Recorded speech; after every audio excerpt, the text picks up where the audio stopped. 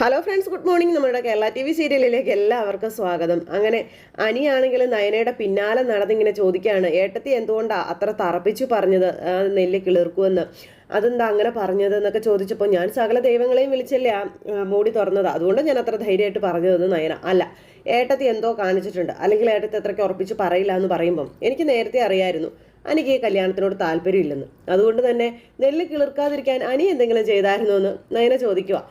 അയ്യോ ഇല്ല, അല്ലെങ്കിൽ പിന്നെ മൂടി പൊക്കുന്നതിന് മുൻപ് അത്രത്തോളം സന്തോഷിക്കില്ലല്ലോ എൻ്റെ പൊന്നെ. എനിക്കതിന് മുമ്പും ശേഷവും സന്തോഷം ഉണ്ടായിട്ടില്ല, ഇപ്പോഴും സന്തോഷമില്ല എന്ന് നേരം അനി പറഞ്ഞു. ഈ കല്യാണം ഉടനെ നടക്കരുത് എന്ന് എനിക്ക് ആഗ്രഹം ഉണ്ടെന്നും പറഞ്ഞ് എന്ന് വെച്ച് അതിനുവേണ്ടി വളഞ്ഞ വഴിയൊന്നും ഞാൻ സ്വീകരിക്കാറില്ല എന്നും പറഞ്ഞു. പിന്നെ ഏട്ടത്തിയുടെ സംസാരവും മുഖഭാവവും ഒക്കെ കണ്ടിട്ട് എന്തോ നടന്നതുപോലെ എനിക്ക് തോന്നിയെന്ന് പറയുമ്പോൾ അത് നീ പറഞ്ഞത് ശരിയാണെന്ന് പറഞ്ഞു. അങ്ങനെ നമ്മുടെ അനിയെ അല്ലെങ്കിൽ ജലജയെ തകർത്തുകൊണ്ട് നമ്മുടെ നയന തന്നെയാണ് ആ മൂടി അങ്ങനെ കണ്ടതും അതുപോലെ തന്നെ അവിടെ വെച്ച് പോയി അതെടുത്ത് മാറ്റിയതും. എന്തായാലും നയനയുടെ കണ്ണിൽ കാര്യങ്ങളെല്ലാം കണ്ടു. അങ്ങനെ നമ്മുടെ നയന ആ മൂടി പതുക്കെ എടുത്ത് തുറന്നു നോക്കിക്കഴിഞ്ഞപ്പോൾ ഇത് മുഴുവൻ ഇങ്ങനെ കരിഞ്ഞുണങ്ങി ഇങ്ങനെ കിടക്കുക. അപ്പം അത് കണ്ടു കഴിഞ്ഞപ്പോഴത്തേക്കും നയന ആകെ തകർന്നു പോയിട്ടോ.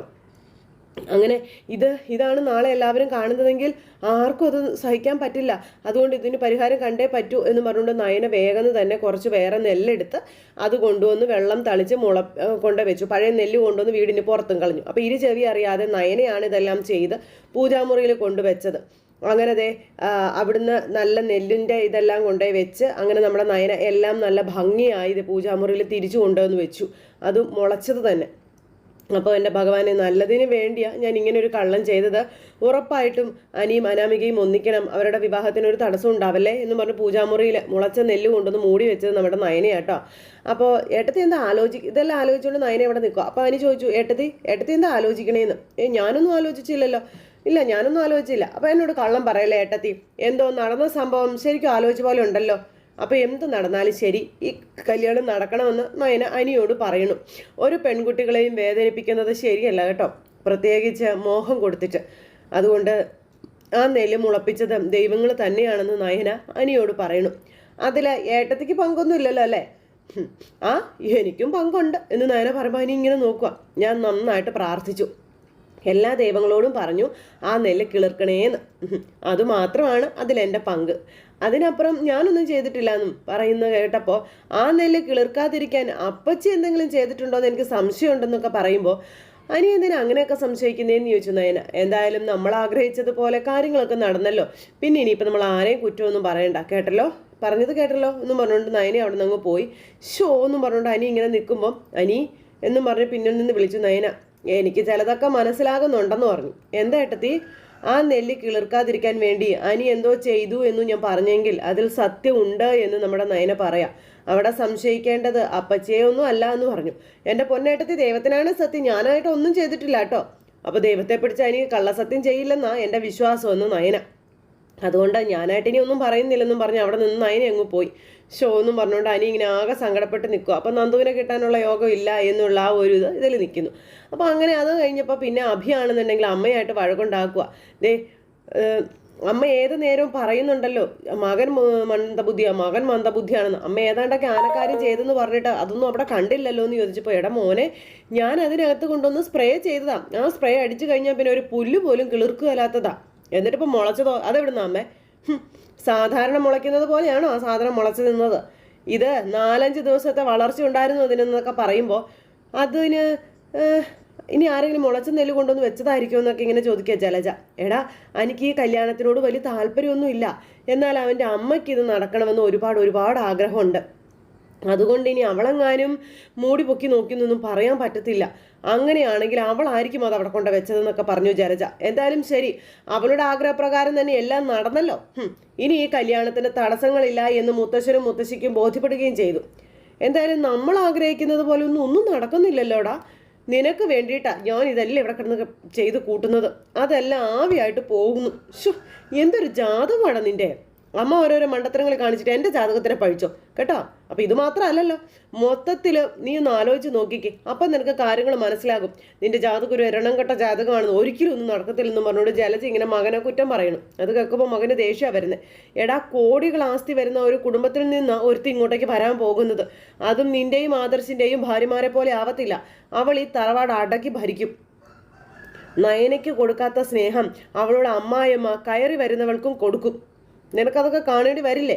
എന്ന് വെച്ചാൽ അവളെ എല്ലാവരും കൈവെള്ളയിലായിരിക്കും കൊണ്ടു നടക്കാൻ പോകുന്നതെന്ന് മനസ്സിലായോ? അതെങ്ങനെയെങ്കിലും തടയാൻ വേണ്ടിയിട്ടാണ് ഞാൻ ഈ നോക്കുന്നതെന്നൊക്കെ പറയുമ്പോൾ, എന്നെങ്കിലും ഒരു ദിവസം നമ്മൾ വിജയിക്കും അമ്മയെന്ന് അഭി പറയുമ്പോൾ, വിജയിക്കും, എൻ്റെ പുക കണ്ടതിന് ശേഷമായിരിക്കും നീ വിജയിക്കുന്നത്, അല്ലാതെ ഒരു വിജയവേ നിന്നെപ്പോലെ ഒരു മോനെ വെച്ച് ഇനി നടക്കാൻ പോകുന്നില്ലടാ എന്നൊക്കെ പറഞ്ഞ് അതെനിക്ക് ഉറപ്പാണെന്നും പറയണം.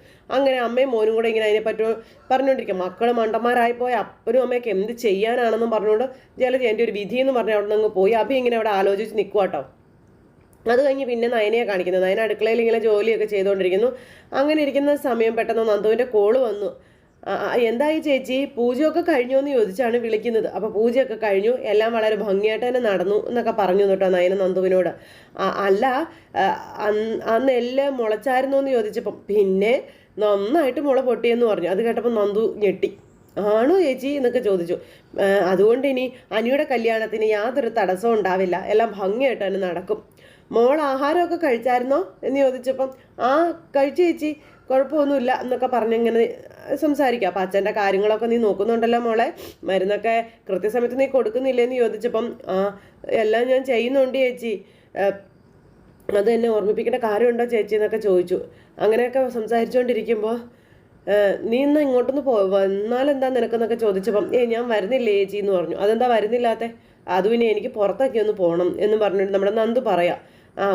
ശരി ആയിക്കോട്ടെ എന്ന് പറഞ്ഞ് ഫോൺ അങ്ങ് കട്ട് ചെയ്തു. നന്ദുവിനാകെ സങ്കടമായി. നന്ദു അവിടെ ഇങ്ങനെ ആലോചിച്ചുകൊണ്ടിരിക്കുക കേട്ടോ. അങ്ങനെ ഇത് കഴിഞ്ഞതിന് ശേഷം പിന്നെ നമ്മുടെ ദേവയാനി അവിടെ പത്രം വായിച്ചുകൊണ്ടിരിക്കുമ്പോൾ കനകം ദേവയാനിക്ക് ഒരു ചായയൊക്കെ ആയിട്ട് അങ്ങോട്ടേക്ക് ചെല്ലുന്നു. അപ്പം ചായ എന്ന് പറഞ്ഞ് കൊണ്ടേ കൊടുക്കുക. ഒരു നോട്ടമൊക്കെ കണ്ടു കഴിഞ്ഞാൽ ഭയങ്കര എന്തോ വലിയ സംഭവമായിട്ടാണ് ദേവയാനിയുടെ കാട്ടായമൊക്കെ. പാവം കനകം ഇങ്ങനെ വല്ലാതെ താഴ്മയായിട്ട് വന്ന് ഇങ്ങനെ നിൽക്കുന്നു. അമ്പലത്തിലെ പൂജാരി പറഞ്ഞത് കേട്ടില്ലേന്ന് ചോദിച്ചു വന്നിട്ട്. ഈ വീടിൻ്റെ ഐശ്വര്യമാണ് നയനമോളെന്ന്. അപ്പോഴത്തേനും ഒരു നോട്ടമൊക്കെ നോക്കിയിരിക്കും ആശാത്തി. ഈ വീട്ടിലേക്ക് മോള് വന്നതിന് ശേഷം ഉയർച്ചയുണ്ടായിന്നാണ് പറഞ്ഞത്. അപ്പം അങ്ങനെയൊന്നും എനിക്ക് തോന്നിയിട്ടില്ലെന്ന് ദേവയാനി കനകത്തിനോട് പറയാം. എന്നും പറഞ്ഞ തലയാട്ടി കനകം. നിന്റെ 2 മക്കളും ഇവിടെ വന്നതിന് ശേഷം ഇവിടെ ആർക്കും മനസ്സമാധാനം കിട്ടിയിട്ടില്ലെന്ന് ദേവയാനി അന്നേരം പറഞ്ഞു. എൻ്റെ മക്കൾ ഇവിടെ വന്നത് പലർക്കും ഇഷ്ടമായിട്ടില്ല. ആ വെറുപ്പ് ഇനി എന്നും ഇവിടെ നിലനിൽക്കുമെന്ന് നമ്മുടെ കനകം പറയുകയും ചെയ്തു കേട്ടോ. പക്ഷെ ഒരു കാര്യം ഞാൻ പറഞ്ഞേക്കാം, എൻ്റെ നയനമോള് ഒരു ദിവസം പണി മുടക്കുക ഈ വീട് നിശ്ചലമാകും എന്ന് നമ്മുടെ കനകം പറഞ്ഞപ്പോഴേക്കും, അതുകൊണ്ട് നീ എന്താ ഉദ്ദേശിച്ചതെന്ന് ദേവയാനി ചോദിച്ചു. എൻ്റെ മോളാണ് ഈ വീടിൻ്റെ എല്ലാ കാര്യങ്ങളും ഓടി നടന്ന് ചെയ്യുന്നത്. എൻ്റെ നയനമോള് വന്നതിൽ പിന്നെ ഈ വീട്ടിലെ എല്ലാവരും എല്ലാം മറന്നമട്ടാ. അതുകൊണ്ട് തന്നെ എൻ്റെ മോള് ഒരു ദിവസം പണിയെടുക്കാതെ വിശ്രമിച്ച ഈ വീടിൻ്റെ താളം തെറ്റുമെന്നാണ് ഞാൻ പറഞ്ഞത്. എന്നാ അതൊന്ന് കാണണമല്ലോ. അപ്പം കാണാനൊന്നുമില്ല. ആദർശ് മോൻ്റെയും മുത്തശ്ശൻ്റെയും മുത്തശ്ശിയുടെയും ഒക്കെ കാര്യങ്ങൾ ഇപ്പം ഈ വീട്ടിലെ കൃത്യമായിട്ട് കണ്ടറിഞ്ഞ് ചെയ്യാൻ എൻ്റെ നയനമോൾക്ക് മാത്രമേ കഴിയൂ എന്ന് പറഞ്ഞുകൊണ്ട് കനകം. ദേവയാനിക്ക് ഒട്ടും പറ്റുന്നില്ല കേട്ടോ കേട്ടിട്ട്. നീയേ എന്നെ വെല്ലുവിളിക്കൊന്നും വേണ്ട. അവൾ വരുന്നതിന് മുൻപും ഈ വീട് നല്ല രീതിയിൽ തന്നെയാണ് നടന്നുകൊണ്ടിരുന്നത് എന്ന് നമ്മുടെ ദേവയാനി പറയണു. നീ ഇത്രയൊക്കെ പറഞ്ഞ സ്ഥിതിക്ക് ഇനി നയനെ പണിയൊന്നും ചെയ്യണ്ട എന്ന് നമ്മുടെ ദേവയാനി. അടുക്കളയിലും കയറണ്ട. അപ്പോൾ നയനെ ആ ഫയലിംഗ് എടുക്കുമോ എന്ന് ചോദിച്ചുകൊണ്ട് അപ്പോഴേക്കും ദേവയാനിയുടെ മുന്നിൽ വന്ന് നിന്ന് നമ്മുടെ ആദർശ് വിളിക്കുന്നു. അപ്പോൾ എന്നിങ്ങനെ നമ്മുടെ കനകം. അപ്പോൾ വേണ്ട മോനെ, ഞാൻ എടുത്തുകൊണ്ട് വരാമെന്നും പറഞ്ഞ് ദേവയാനി ഇത് എടുക്കാൻ പോകുമ്പോൾ ആദർശ് ഇങ്ങനെ നോക്കുക കേട്ടോ. ആദർശ് ഇങ്ങനെ നോക്കി നിൽക്കുന്നേ. അപ്പോൾ അമ്മ ഫയൽ എടുക്കാൻ പോയല്ലോ. ആ സമയത്ത് കനകം ആദർശിൻ്റെ അടുത്തേക്ക് വന്നു. ഇങ്ങനെ ചിരിച്ചുകൊണ്ട് ഇങ്ങനെ നിൽക്കുക. ഇന്ന് മോൻ്റെ ഫയൽ അമ്മ എടുത്തുകൊണ്ട് വരട്ടെ അല്ലേ? ഇപ്പം എൻ്റെ കാര്യങ്ങളൊക്കെ നോക്കുന്നത് നയനയാണെന്ന് ആദർശ് പറഞ്ഞപ്പോൾ അത് പക്ഷേ അമ്മയ്ക്കറിയില്ലല്ലോ എന്നും പറഞ്ഞുകൊണ്ട് നമ്മുടെ കനകം പറഞ്ഞ് ഇന്നത്തോടെ മിക്കവാറും അറിഞ്ഞോളും എന്നും പറഞ്ഞുകൊണ്ട് നമ്മുടെ കനകം ഇങ്ങനെ പറയണം. അപ്പം നയനയെ ദ്രോഹിക്കുന്നതിന് കനകം ആ വീടൊന്ന് ശുദ്ധികലശം തന്നെ നടത്താനായിട്ട് തീരുമാനിച്ചു. അങ്ങനെ മുറിയിൽ പോകുന്നു. നമ്മുടെ ദേവയാനി റൂമിൽ ചെന്നു ഒരു ഫയൽ എടുക്കുന്നു. ആ ഫയൽ തപ്പിപ്പിടിച്ച് അവിടെ ഇവിടെ എല്ലാം നോക്കുക. പക്ഷെ ആ ഫയൽ ഒന്നും കാണുന്നില്ല. അതിനുശേഷം അലമാരി തുറക്കുന്നു. അലമാരിയിൽ നോക്കി, ഷെൽഫിൽ നോക്കി, അവിടെ നോക്കി, ഇവിടെ നോക്കി. ഇതൊന്നും എന്നിട്ട് കാണുന്നില്ല കേട്ടോ. അങ്ങനെ ഇതൊക്കെ നോക്കി നോക്കി ഇങ്ങനെ മൊത്തം തപ്പിക്കൊണ്ടിരിക്കുന്ന സമയത്താണ് അങ്ങോട്ടേക്ക് നമ്മുടെ നയന വരുന്നത്. അപ്പം അമ്മ ഇതെന്താ തിരയണേ എന്ന് ചോദിച്ചു. അപ്പം അതെന്തിനാ നീ അറിയുന്നതെന്ന് ചോദിച്ചു ദേവയാനി. അപ്പം അവൻ്റെ ഫയൽ ഇത് എവിടെയാണ് വെച്ചിരിക്കുന്നേ എന്നിങ്ങനെ ദേവയാനി ചിന്തിക്കുമ്പോഴത്തേക്കും നമ്മുടെ നയന ആ ഫയൽ എടുത്ത് ദേവയാനിയുടെ കയ്യിലേക്ക് കൊടുത്തു. അപ്പം ആദർശേട്ടൻ്റെ ഫയലാണെങ്കിൽ അത് എന്നോട് പറഞ്ഞാൽ പോരായിരുന്നോ, അതൊക്കെ ഞാനല്ലേ അടുക്കി ഒതുക്കി വെച്ചിരിക്കുന്നത് എന്ന് പറഞ്ഞുകൊണ്ട് നമ്മുടെ നയന ആ ഫയലും കൊണ്ട് അങ്ങോട്ടേക്ക് പോണു. ദേവയാനി ചമ്മി നാറി ഇങ്ങനെ നിൽക്കുക കേട്ടോ. അങ്ങനെ ദേവയാനിക്ക് മനസ്സിലായി അത് ഫ്ലോപ്പായിരുന്നു. അപ്പോഴത്തേക്കും നമ്മുടെ നയന ആ ഫയലും എടുത്തുകൊണ്ട് വരുന്നു. കനക ഇങ്ങനെ നോക്കിക്കൊണ്ട് ഇങ്ങനെ നിൽക്കുക. അപ്പോഴേക്കും വെറും കൈയോടെ ദേവയാനി ഇറങ്ങി വരുന്നു. ദേവയാനി ഇറങ്ങി വരുന്നത് കണ്ടു കഴിഞ്ഞപ്പോഴേക്കും ആദർശ് ഇങ്ങനെ നോക്കുക അമ്മേ ഞാൻ പോയിട്ട് വരാം എന്ന് പറഞ്ഞ് അമ്മയോട് യാത്ര പറയുമ്പോൾ അമ്മയുടെ മുഖം കൊട്ടി വീർത്ത് ഇങ്ങനെ ഇരിക്കുക കേട്ടോ. അപ്പം മകൻ അമ്മയ്ക്കരികിലേക്ക് ചെന്നു. അമ്മയുടെ മുഖം എന്താ വല്ലാതിരിക്കുന്നതെന്ന് ചോദിച്ചപ്പം ഒന്നുമില്ല എന്ന് പറഞ്ഞു. എന്തെങ്കിലും വിഷമമുണ്ടെങ്കിൽ അമ്മ പറയാൻ പറഞ്ഞു മകൻ. ഒന്നുമില്ല എന്ന് പറഞ്ഞ് നിൽക്കുക. അയ്യോ അമ്മയ്ക്ക് എന്ത് വിഷമം, അമ്മ എപ്പോഴും ഹാപ്പി തന്നെയല്ലേ എന്ന് നമ്മുടെ കനകം ദേവയാനിയോട് കേൾക്കെ ഇങ്ങനെ പറയുക കേട്ടോ. ശരി എന്നാൽ ഞാൻ പോയിട്ട് വരാം എന്ന് പറഞ്ഞുകൊണ്ട് യാത്ര പറഞ്ഞ് അവിടെ നിന്ന് അങ്ങോട്ടേക്ക് പോവുക നമ്മുടെ ആദർശ്. മോൻ്റെ ഫയൽ എവിടെ വെച്ചിരിക്കുന്നതെന്ന് അമ്മയ്ക്ക് അറിയില്ലായിരുന്നല്ലേ, അത് പിന്നെ ഞാനല്ലേ ഇതൊക്കെ ആദർശേട്ടനെ എടുത്തു കൊടുക്കുന്നതെന്ന് നയന അന്നേരം പറഞ്ഞു. നയന മോളെ അപ്പോൾ എന്താ ചെയ്യട്ടാ എന്ന് ചോദിച്ച് ദേവയാനി ഇടയ്ക്ക് കയറി. അത് പിന്നെ മോളെ കൊണ്ടൊരു ആവശ്യമുണ്ടെന്ന് പറഞ്ഞു. അപ്പോൾ എന്തിനാ എല്ലാവരും എല്ലാം അവളോട് പറയുന്നതെന്ന് ദേവയാനി ചോദിക്കുക ജയനോട്. അപ്പോൾ ഇങ്ങനെ നോക്കട്ടെ നയന, ജയേട്ടൻ എന്തെങ്കിലും ആവശ്യമുണ്ടെങ്കിൽ അത് എന്നോട് പറഞ്ഞാൽ പോരെ, ഞാനത് ചെയ്ത് തരാം എന്ന് നമ്മുടെ ദേവയാനി പറയണം എന്നും പറഞ്ഞോട് കനകം. നിന്നെക്കൊണ്ട് ചെയ്യാൻ പറ്റാത്ത കാര്യമായതുകൊണ്ടാണ് ഞാൻ നയനമോളെ വിളിച്ചത് എന്നിങ്ങനെ പറഞ്ഞപ്പോൾ ദേവയാനിക്ക് ഇഷ്ടപ്പെട്ടില്ല. ദേവയാനി ഇങ്ങനെ തുറച്ചു നോക്കിക്കൊണ്ട് ഇങ്ങനെ നിൽക്കുക. അപ്പോൾ മോളല്ല ഇത് ഡിസൈൻ ചെയ്തത് എന്നിങ്ങനെ ചോദിച്ചപ്പം അതെ അച്ഛാന്ന് പറഞ്ഞു.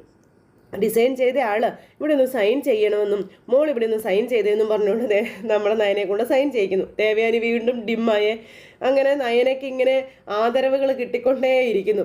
അപ്പം നീ അല്ലല്ലോ ദേവയാനി ഇത് ഡിസൈൻ ചെയ്തത്, അതിന് നിന്നെ കൊണ്ട് സൈൻ ചെയ്യാൻ പറ്റുമോ എന്നൊക്കെ ഇങ്ങനെ ചോദിച്ചു. ദേവയാനി ദേഷ്യത്തിന് നിൽക്കുക.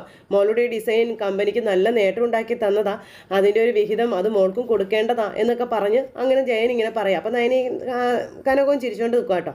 അപ്പം മോളത് വേണ്ടെന്ന് പറഞ്ഞെന്നാണ് നമ്മുടെ മോൻ പറഞ്ഞതെന്ന് പറയുമ്പം എന്തിനാ കൊടുക്കുന്നത്, ഈ വീട്ടിലെ താമസം ഇവൾക്ക് കിട്ടിയ ക്രെഡിറ്റ് അല്ലേ എന്ന് ദേവയാനി ചോദിച്ചപ്പം എന്നൊന്നും നീ പറയണ്ട, മോളൊന്ന് സമ്മതം മൂളിയാൽ മതി, മോളാകും പിന്നെ മൂർത്തീസ് ജ്വല്ലറിയിൽ മെയിൻ ഡിസൈനർ എന്നും പറഞ്ഞുകൊണ്ട് നമ്മുടെ ജയൻ ഇങ്ങനെ പറഞ്ഞു. അത് കേട്ടപ്പോൾ ദേവയാനിക്ക് സുഖിച്ചില്ല കേട്ടോ. കനകവും നയനിയും നന്നായിട്ട് ചിരിക്കുക. അപ്പോൾ ആ സെക്ഷൻ കഴിഞ്ഞ് നമ്മുടെ ജയൻ അങ്ങ് പോയി. പിന്നെ മുത്തശ്ശി വന്നു.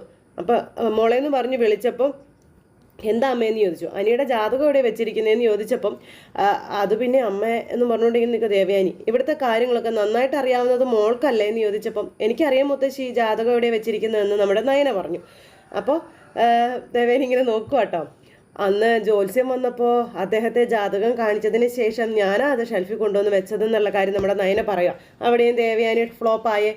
എന്നാൽ പിന്നെ മോളത് പോയി ഇങ്ങ് എടുത്തുകൊണ്ട് വരാൻ പറഞ്ഞു. ഇപ്പോൾ കൊണ്ടുവരാമെന്നും പറഞ്ഞു നയനെ അത് എടുക്കാൻ പോയി.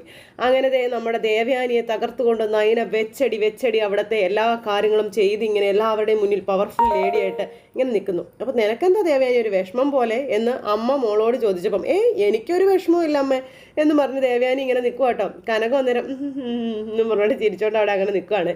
എന്തായാലും രസകരമായ ഒരു എപ്പിസോഡായിരുന്നു ഇന്നത്തേത്. അപ്പോൾ ആരും തന്നെ മിസ് ചെയ്ത് കളയാതെ എല്ലാവരും കാത്തിരുന്ന് കാണണം കേട്ടോ. എല്ലാവർക്കും നല്ലൊരു ദിവസം ആശംസിക്കുകയാണ്. നന്ദി.